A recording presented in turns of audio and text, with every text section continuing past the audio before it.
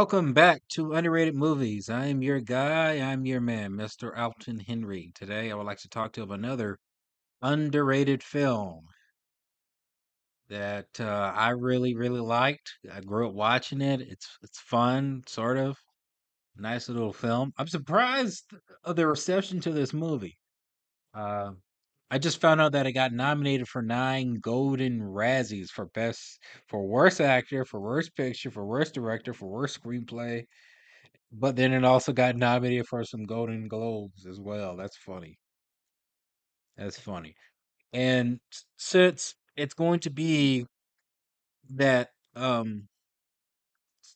well, remembrance of the event that took place on December 7th, I thought it'd be best to revisit the film Pearl Harbor, directed by Michael Bay, which stars Josh Hartnett, Kate Beckinsale, Ben Affleck, Cuba Gooding Jr., Alec Baldwin, with also Michael Shannon. And really, the story is about a love triangle between these three characters that take place during the event of Pearl Harbor. And the really, Ben Affleck and Josh Hartnett, they have a love affection for uh, Kate Beckinsale, and the two try to really figure out who the. This movie doesn't hold up, but hey, it's a love triangle. The boys, fighting each other for a girl, but it's set there in Pearl Harbor. I'll just say it like that, just to get it out the way. Okay, try to make this a dramatic piece. It is. It's Michael Bay's first attempt to really do a drama, and well, honestly, it ain't bad. I actually really liked it.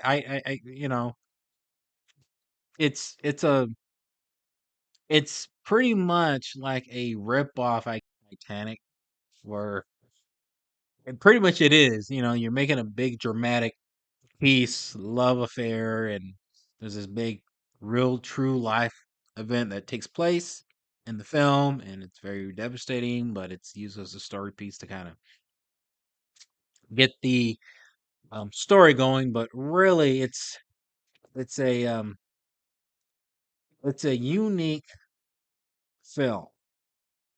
And the reason I say unique, I think the film kind of jumps around a little bit with a bunch of places where you do focus on in the film the Japanese and some of their way of trying to um, spy and find a target to bomb and target the U.S. And it's which I don't know all the accuracies within the film. I'm just going by what I've seen from the film. And maybe it was true, because I think because if I remember correctly, they did have. I think parts of it was during, yeah, during and then a little bit after the war, where they did have Japanese Americans living in the states. But I think when that event kind of happens, after World War, actually, I think after that event happened, I think they rounded up all the Japanese Americans and they forced them to live in some sort of concentration camp or some sort of camp so they could have them all there and make sure they weren't, spies for the Japan. But that's not. They didn't really show that in the film. But they showed that there were people secretly working for the Imperial Army back then. But um, really, this film, I think it gets too much hate. It's a love triangle film for a good chunk of the film. You have you know boy meets girl, and there's a story that kind of goes along how they fell in love. Something happens to Ben Affleck's character, who goes missing. Kind of reminds me of that film Brothers. Yeah, actually, it kind of does. It reminds me of that film Brothers. But that came out like 9 years after Pearl Harbor. So Ben Affleck disappears, and then Josh Hartnett comes in, and he kind of takes on the task of looking after her and make sure she's all right and not suffering too much from grief. But then those two happen to to fall in love. I remember when I was watching this film because I was a big out of those three actors. I like Ben Affleck.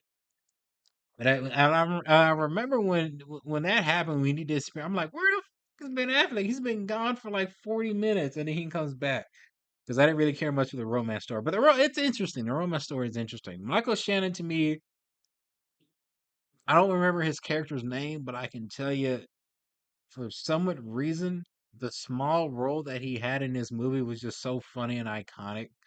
Like the scene in there where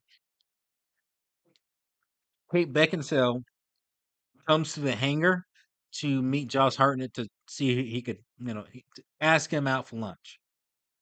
And there were, guys just talking about girls, and then randomly,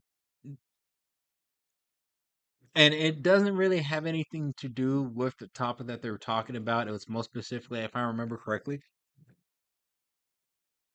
it dealt with Josh Hartnett trying to not fall in love with Kate Beckinsale, and then randomly, Michael Shannon tells everybody's like, "Yeah, I got a girlfriend," and they had this weird, silent, awkward moment, and he just done his head like, "Yep,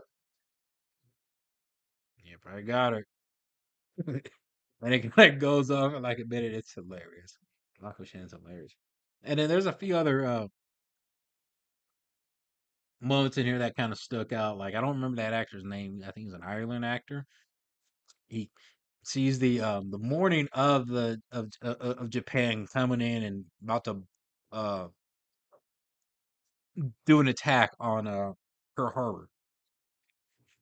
You have this dude just wake up in the mornings in the bathroom, then he sees the planes coming. He like just goes into shock and just stuttering. He runs into the bedroom where all the other his other companions are sleeping at, and they're trying to figure out what he's doing, but he's like freaking out. He's trying to really like force himself to say that the Japanese are here. It's like the and then you have that big moment of the shootout that takes place. I'm gonna tell you this the sequence here, amazing. I love this action sequence here.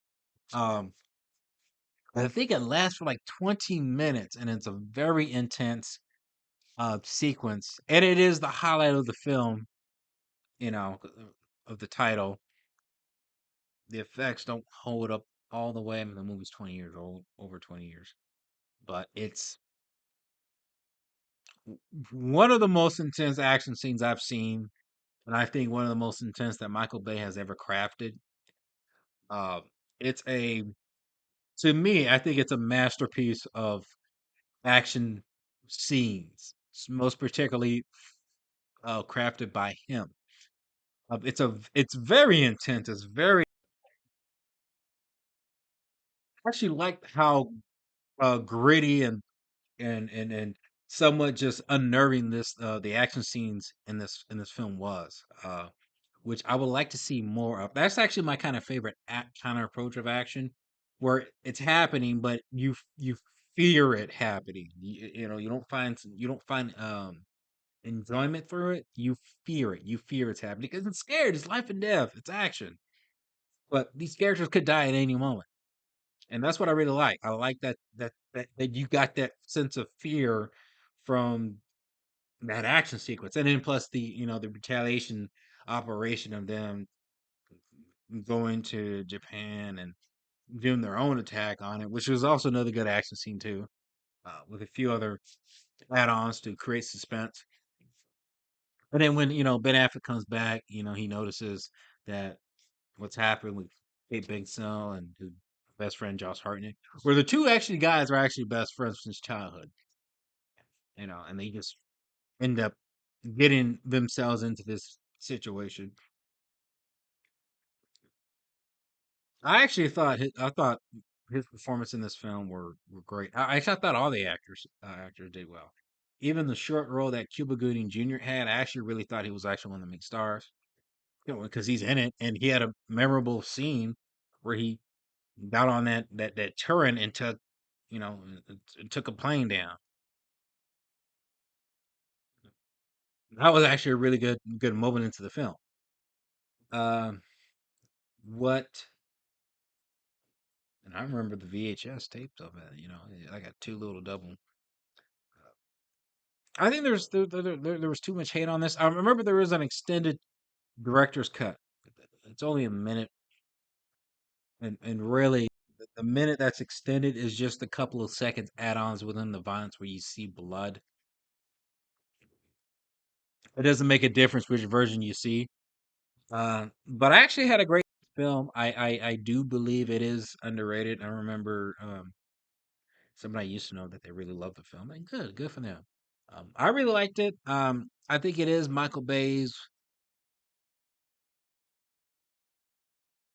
underrated movie, one of his most underrated movies.